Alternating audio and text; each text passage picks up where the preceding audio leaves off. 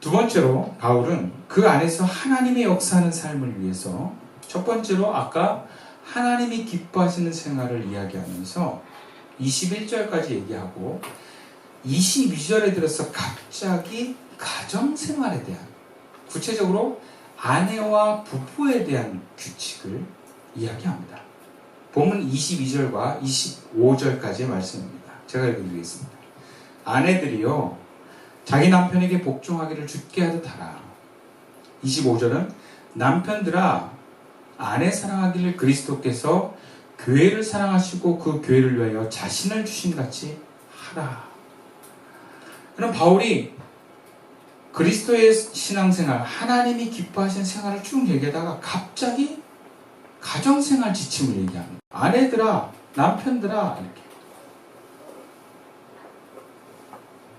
왜 갑자기 가정생활을 위한 지침을 말하고 있는 것일까?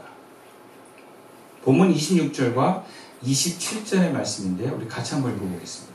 시작. 이는 곧 물로 씻어 말씀으로 깨끗하게 하사 거룩하게 하시고 자기 앞에 영광스러운 교회로 세우사 티나 주름 잡힌 것이나 이런 것이 없이 거룩하고 흠이 없게 하려 하십니다. 여기서 두 구절에 공통적으로 나오는 단어의 핵심이 거룩이라는 거예요. 다시 말하자면 가정의 거룩함을 위해서 남편들아, 아내들아 라고 얘기하고 있는 거예요. 이것은 하나님의 능력이 드러나는 데 있어서 그만큼 가정의 거룩함이 중요하다라는 걸 얘기해요. 또 하나님의 능력이 가정의 거룩함이 무너질 때 방해받는다는 것을 이야기하기도 합니다.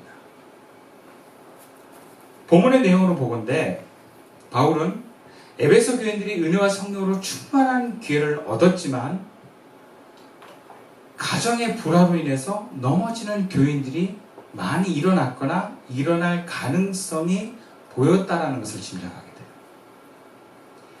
항상 성경의 말씀은요 그냥 얘기하지 않아요. 특히 바울 서신의 특징은 문제가 일어나는 것을 생각하고 말하는 메시지가 많습니다. 그러니까 지금 아내들아 남편들아 얘기하는 건 아내와 남편들이 뭔가 문제가 있다는 거예요. 사랑의 문제, 순종의 문제가 일어났기 때문에 바울이 얘기하는 것입니다. 고린도 교회 사건으로 예상해 보건대 아마 교회 안에서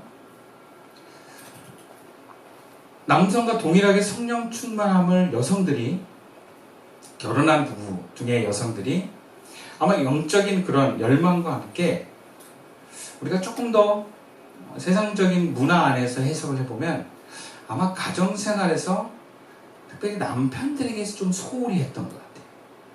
남편의 요구사항들을 무시하기 시작했거나 안 들어줬을 가능성이 많습니다. 예를 들자면 남편들이 요구하는 것들이 크게 세 가지거든요. 몸을 요구하고 밥을 요구하고 돈을 요구합니다. 근데 여성의 거룩함에 체력에 방해가 될 때 몸을 거부할 수 있고 또 뭔가 그 삶에 막 바쁘고 그러다 보면 밥 챙겨주는 게 또 귀찮을 수도 있고 또 하나는 교회 헌금까지 해다 보니까 11조도 내야 되고 헌금도 많이 해야 되고 그러니까 돈을 아껴야 돼.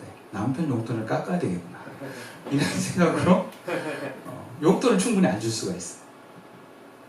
그러면 이제 남자들이 삐지는 거예요. 그리고 좀 연약한 남자들은 가정 밖으로 도는 거예요. 또 이 에베소 문화가 좀 많이 음란한 문화가 그 당시에 이렇게 쉽게 열려 있었기 때문에 오늘 본문에도 그런 바울이 생활 지침에 음행을 조심하는 얘기를 하거든요. 그러니까 실질적으로 남편들이 음행을 했을 가능성이 높습니다. 그러면 아내들은 그 사건을 충격적으로 받아들이고 남편에 대한 신뢰를 잃어버리게 되면서 가정에 불화가 일어나는 거예요. 그럼 여러분, 가정에 불화가 일어나면 신앙에 문제가 생깁니다. 그래서 예수를 잘 믿어가는 그 과정에서 사단이 굉장히 많이 역사하는 것 중에 하나가 뭐냐면 가정 불화를 일으켜요. 교회에서도요, 특히 여자 성도들이 조금 더 신앙생활을 잘하려고 하다 보면 남편들이 문제를 일으켜요. 교회를 방해한다거나 뭔가 교회 생활을 제한한다거나 혹은 갑자기 어떤 가정 안에서 문제를 일으키는 일들이 참 비일비재하게 일어나는 걸 봤어요. 그러니까 가정의 분열이나 가정의 어려움들이 결과적으로는 거룩함에서 멀어지는 결과를 낳게 됩니다. 이로 인해서 바울은 본문에서 먼저 남자들에게 3절에 음행하지 말라라고 경고를 합니다. 그리고 아내들에게는 남편에게 복종이라는 단어를 쓰고 있어요. 복종이 뭐예요? 남편의 요구를 거부하지 말고 들어주라는 거예요. 몸이든 밥이든 돈이든 해달라는 대로 재지 말고, 복종이 뭐예요? 묻지도 따지지도 말고 들어주라는 거예요. 그거 굉장히 센 얘기입니다. 근데 그만큼 바울에게 있어서는 가정의 거룩함이 중요하다는 걸 얘기하는 거예요. 근데 아내들에게만 그 요구를 하지 않고 남편들에게도 그 요구를 동일하게 합니다. 여성들에게 사랑을 하라고 얘기해요. 25절 말씀이죠. 남편들아, 아내 사랑하기를 그리스도께서 교회를 사랑하시고 그 교회를 위하여 자신을 주신 같이 하라. 그럼 예수님께서 교회를 위해서 자신을 주심이 어떻게 주셨어요? 예, 십자가에 죽으셨어요. 그러니까 남편들은 뭐라는 얘기예요? 아내를 위해서 죽으라는 얘기예요. 누가 더 센가? 좀 남편이 더 센 것 같아요. 요구사항을 들어주는 건 기본이고요. 머릿속으로만 말로만 하지 말고 아내를 위해서 몸과 마음과 정성과 모든 것을 희생하라는 거예요. 시간과 에너지를 나보다 아내를 위해서 우선하라는 거예요. 그래서 결과적으로 뭘 이뤄내는가? 하나를 이뤄내라. 하나가 될 때 주님의 능력은 더 힘있게 드러난다는 거예요. 여러분, 건강한 가정들을 보면 서로가 서로를 존중하고 사랑하고 이해합니다. 그게 건강한 가정이에요. 물론 평화로운 가정은 어느 한쪽만 맞춰도 평화로운 가정은 될 수 있어요. 예를 들어서 아내가 전적으로 남편에 맞춰준다. 그러면 싸움이 일어나지 않을 수 있어요. 그리고 남편이 전적으로 아내한테 맞춘다. 그럼 평화로운 가정은 될 수 있어요. 근데 건강한 가정은 될 수 없습니다.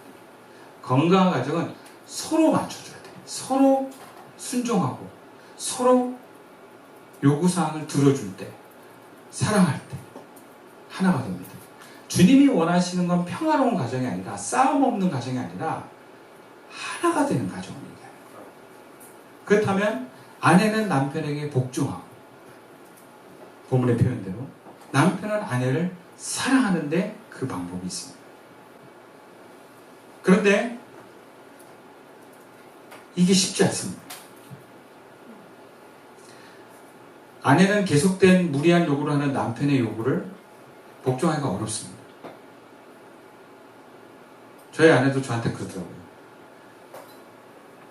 자기가 5년은 참았대. 5년 동안은 저한테 무조건 맞췄대. 둘째를 딱 낳고서부터는 이제는 이렇게 살 수 없다. 선언을 딱 하더라고요. 네. 제 말에 다 동의할 수 없다.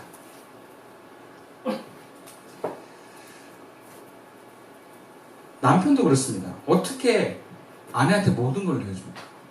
나도 힘들어 죽겠는데. 그리고 자기는 정말 뼈 빠지게 일하고 와서 돈을 다 갖다 줬는데, 심지어 월급도 막 올랐는데 용돈을 안 오르더래요. 그래서 자기도 모르게 자기를 위한 돈을 숨기기 시작했다. 왜? 더 안 주니까 시원시원하게 더 아내들이 막 용돈 더 주고 막 월급 올랐으니까 그만큼 더 줄게, 보너스 막 이런 거 있으면 신나서 갖다 줄 텐데, 갖다 주는 게 많은데 나오는 거 늘 똑같아. 그러면 여러분 감추게 됩니다. 그러니까 여러분, 부부관계가 생각보다 거래관계라는 것을 알게 돼요. 살아보면. 네, 이게 남이기 때문에 그래요. 자식은 거래관계가 잘 안 되는데 부부는요, 내가 뭔가를 희생하면 뭔가를 갖고 싶어. 그만큼. 네, 부부가 원래 남이 만나서 그래. 이게 정말 어렵습니다. 그 나중에는요, 남편들이 그 에너지와 요구를 감당하기 너무 질리고 힘들어서 혼자 살고 싶다는 얘기 되게 많이 해요. 정말 그런 얘기 많이 합니다. 40 중반부터 이렇게 얘기를 들어보면 혼자 있는 시간이 그렇게 좋대. 아내가 애들이랑 친정 가서 야호 막 이래. 뭐 그런 일들이 일어나. 아내도 그래요. 남편 말 계속 듣다가 도저히 못 사는 거예요. 내가 이렇게 살 수는 없다. 그건 바보 같은 짓이다. 근데 어느 한쪽을 들어주거나 어느 한쪽을 포기한 채 평화를 지키는 것은 하나님의 뜻도 분명 아닌 것입니다. 그렇다면 먼저 부부가 하나 되는 게 왜 그렇게 중요할까? 왜 하나님은 우리가 부부가 하나 되는 것을 통해서 하나님의 능력이 드러나기에 이르러야 된다고 말하는가? 그냥 이거 좀 제하고 얘기하면 안 될까? 왜 이야기를 꼭 하실까? 구체적으로 바울은 왜 아내는 남편을 존중하고 남편은 아내를 사랑해야 된다고 말하는가? 그 원리부터 알아야 돼요. 왜 바울이 이 얘기를 굳이 했는지. 그것은요, 부부를 예로 들어서 가장 적절한 대상이기도 하고, 이 부부가 상대방에게 사랑과 복종을 할 때 상대방을 존중하면서 그 상대방 자신이 자존감과 자신감을 얻게 만듭니다. 남자는 되게 자신의 요구를 상대방이 들어주었을 때 존재감을 확인합니다. 그래서 남자들이 권력을 잡으면 항상 복종을 요구해요. 그 복종을 받아들일 때 오는 그 어떤 남성들만의 어떤 자신감 혹은 존재감이 확인돼요. 그러니까 다른 거 말고 복종해주는 게 남편을 살리는 거예요. 그래서 이런 얘기 많이 했어요. 옛날에도 남편 기 살린다. 남편의 요구를 잘 들어주면 남편 기가 산다는 얘기예요. 그 자신감을 얻어서 밖에 나가서도 잘 일하고 성공한다. 그래서 남편이 성공하는 것은 아내한테 달려있다. 이런 얘기들을 옛 어른들이 많이 했거든요. 그 이유가 뭐냐면 기를 살려주는 것이 유일하게 복종할 수 있는 대상이었던 아내로부터 얻어낼 수 있기 때문에. 그 남자들은 아내가 내 요구를 잘 들어주면 괜히 신나요. 막 들떠요. 되게 단순합니다. 반대로 여성은요, 복종 갖고 안 돼요. 사랑해줘야 돼요. 사랑은 굉장히 많은 것을 담고 있습니다. 어렵습니다. 여성은 잘 모르겠어요, 저도. 근데 어쨌든 사랑이라는 이름으로 정말 귀하게 여겨야 돼요. 내가 그 사람을 위해서 희생해줘야 돼요. 요구사항을 들어주는 건 기본이에요. 그래서 여성으로 하여금, 아내로 하여금, 나는 남편한테 사랑받고 있어 라고 하는 느낌을 갖게 해주라는 거예요. 그러면 여성들은 거기서 자신감을 얻고 힘을 얻는답니다.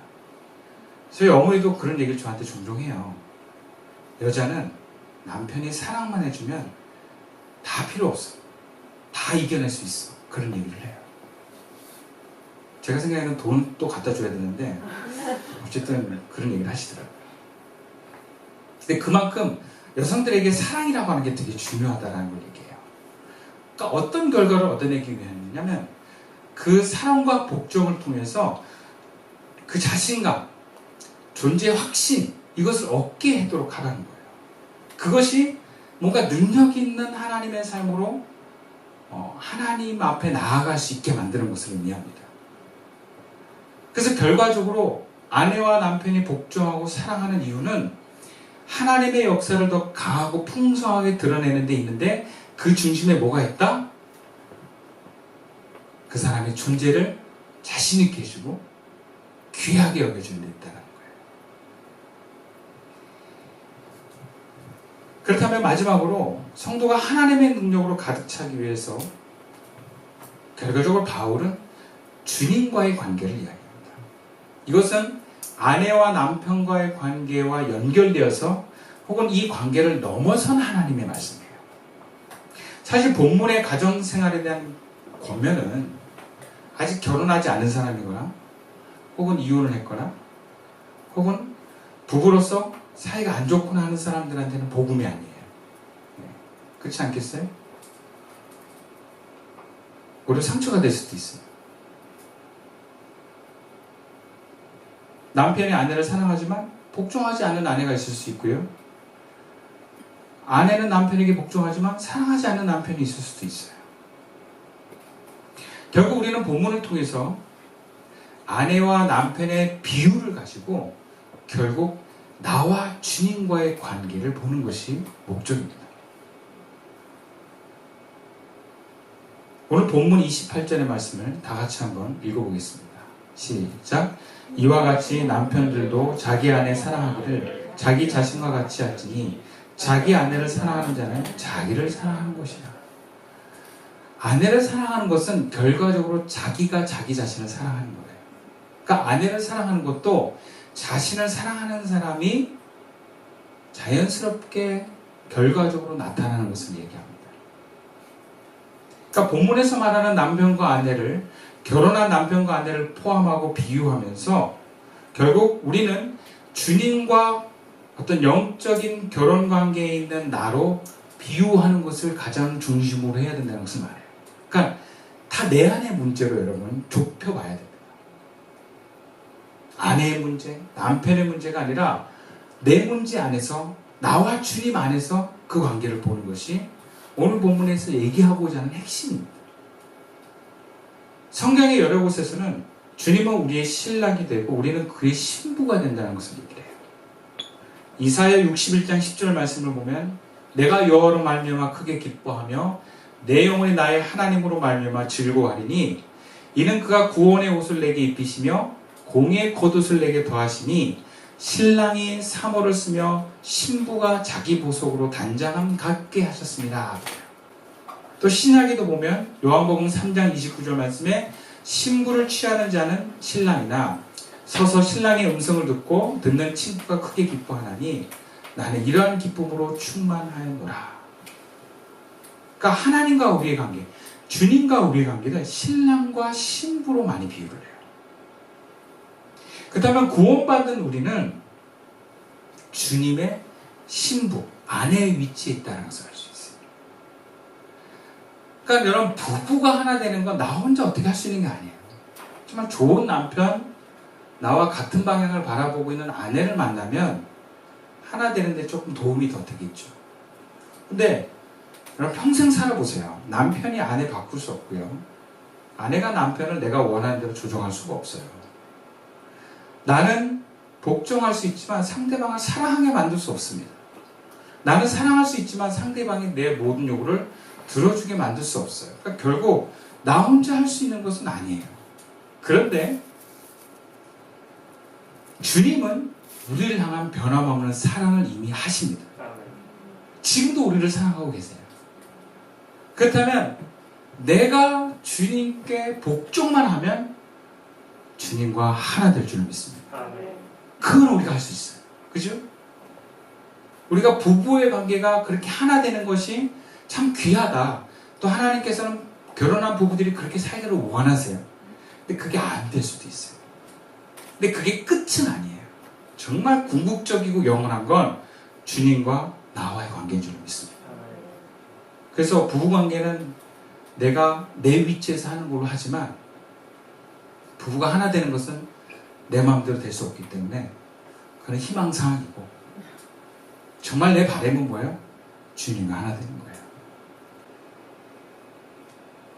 그래서 변함없이 나를 사랑해 주시는 남편 되신 주님께 내가 복종하게 되므로 하나가 됩니다. 근데 많은 경우 성도가 주님께 복종을 한다고 하는데 하나 되지 못하는 경우가 있어요.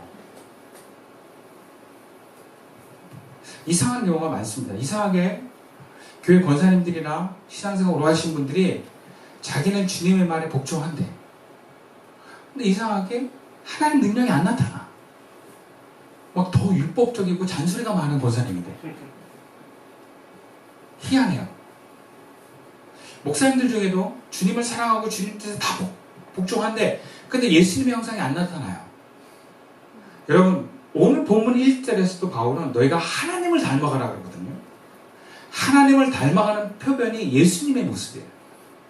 우리가 신앙이 성장하고 성령이 충만할수록 예수님의 모습이 나와야 되는데 그렇게 못 나왔다고 하는 것은 뭔가 문제가 있는 거예요. 더군다나 신앙생활에 있어서 열심히 했고 내가 주님의 뜻에 복종했다고 하는 사람들이 예수님의 사랑의 형상이 안 나타나면 뭔가 문제가 있는 거예요. 왜 많은 성도들이 주님과 하나 되지 못할까? 가장 큰 이유는요, 자기 자신의 정체성을 주님으로부터 사랑받는 거룩한 나로 인식하지 않고 세상에서 뭔가 연약하고 부족한 에고로서의 형성된 나로 자꾸 인식을 하게 돼요. 다시 말하자면 거룩한 나로 주님 앞에 순종을 해야 되는데 가면 쓰고 에고의 나로 자꾸 주님께 순종을 하다 보니까 이게 주님과 하나가 안 되는 거예요. 대표적으로 누가 그랬냐면 바리새인들이 그랬어요. 바리새인들이 주님으로부터 구원받은 사람으로서가 아니라 어떤 자기 자신을 자존심으로 혹은 종교적인 거룩함에서 벗어나는 두려움의 나로 율법을 억지로 지키면서 나타나는 모습이 예수님을 밀어내는 거였어요.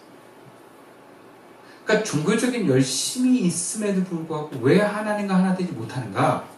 그것은 하나님으로부터 구원받은 나로 하나님께 순종하는 것이 아니라 내가 어릴 때부터 혹은 내가 상처로 세상을 살아오면서 만들어진 가짜 나로 혹은 가면 쓴 나로 자꾸 하나님 앞에 나가기 때문에 하나님과 안 만나지는 거예요. 성경은 분명 우리에게 구원함을 얻어 주님께 담대히 나아감을 얻었다라고 얘기해요. 그럼 담대히 나아감을 얻었다는 건 뭐냐면 주님이 죄인으로 보지 않고 약한 자로 보지 않고 나를 의인으로 그리스도 안에서 강한 자로 본다.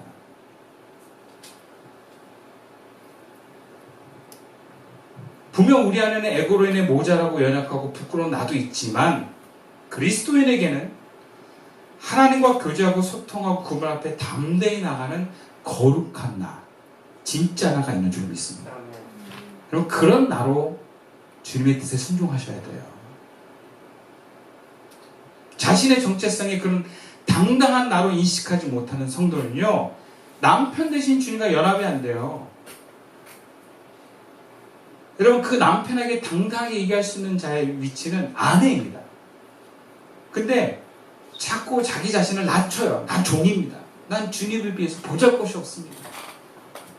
아버지가 이른 아들이 돌아왔을 때 넌 아들이야 했는데 그 아들이 전 보잘것 없습니다.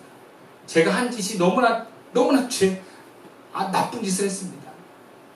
그러니까 자신의 어떤 정체를 과거의 행위나 더럽고 연약한 그 모습에 자꾸 의미부여를 할 때 그럼 그 아버지의 진정한 하나됨이 이루어질 수가 없어요. 그럼 자기 자신을 여러분 바로 하십시오. 내가 얼마나 하나님의 사랑을 받는 신부라는 사실을 여러분 잊어서는 안 돼요. 여자들이요, 꼭 결혼했으면 하는 이유 중에 하나가 뭐냐면, 물론 결혼하고 후회하는 경우도 많은데, 좋은 점은 뭐냐면, 결혼을 하게 되면 남편이 아내를 귀하게 여기거든요. 그럼 여성들에게는 알게 모르게 자신감이 뿜뿜 나와요. 그걸 제가 봤어요. 내가 적어도 어느 한 사람한테는 지지를 받아. 이런 자신감을 얻더라고요. 제 아내가 항상 아버님하고 어머님한테 이렇게 항상 밀리고 뭔가 이렇게 위축되고 그런 게 있었는데 결혼하고 딱 나서부터는 아버지한테 노를 하기 시작하더라고요. 싫어요. 깜짝 놀랐어요. 그 무서운 아버지를 향해서 그동안 한 번도 노를 안 했던 아내가 결혼하고 제가 장인어른보다 당신 맞아 이런 식으로 이렇게 계속 응원하고 지지해 줬더니 노를 하더라고요. 네. 장인하고 사이가 멀어질 수도 있었어요. 네. 근데 그래도 좋다 이거예요. 남편이 날 든든하게 믿어주니까. 여러분, 우리가 세상과 사람들 앞에 당당할 수 있는 바로 거기에 있어요. 하나님이 우리를 인정해 주는 거예요. 세상은 우리를 돈 없다고, 능력 없다고, 외모가 부족하다고 비난하고 우리 하찮게 여길지 몰라요. 근데 하나님은 내 편이야. 너 귀해. 너 구원받았어. 당당해라. 여러분 어떤 걸 선택하실 거예요? 물론 우리의 옷은, 우리의 연약함은 있어요. 근데 여러분 그게 있는 거지 그게 나는 아니에요. 우리가 얼마나 하나님의 사랑을 받는 신부라는 것을 여러분 잊어서는 안 됩니다. 설령 여러분의 과거에 부모님이 여러분을 인정해 주지 않았어도, 혹은 결혼했는데 남편과 아내가 여러분들을 존중해 주지 않았어도, 여러분 주님은 변함없이 우리를 인정하고 존중할 줄로 믿습니다. 그리고 결국에는 우리가 하나님께 인정받고 하나님과 하나 되어 가는 게 인생이에요. 부부관계 조금 내 뜻대로 바른대로 되지 않았다고 너무 서운해하지 마세요. 뭐 그러면 더 좋겠지만, 그럼 우리가 진짜를 놓치고 살아요. 여러분 얼마나 소중하고 귀하고 사랑받고 있다는 것을 놓치고 살아요. 여러분 우리의 시각을 좀 과거에서 혹은 내 주변에서 좀 위로 한번 돌려봅시다. 주님이 나를 얼마나 사랑하시는지. 그리고 그 사랑받고 있는 나는 그게 진짜 나라고 하는 것을 우리가 확인할 수 있어요. 그럼 진짜 나로 내가 응답할 때 주님과 하나 될 수 있습니다. 여러분 기죽지 마세요. 여러분 소중합니다. 여러분 귀합니다. 그런 나를 이식하고 주님의 뜻에 순종하게 될 때 우리 주님과 하나 됩니다. 그 하나됨을 통해서 하나님의 능력의 은혜와 생명을 흘려보낼 수 있는 저와 여러분들을 주님의 이름으로 축원드리겠습니다. 기도드리겠습니다.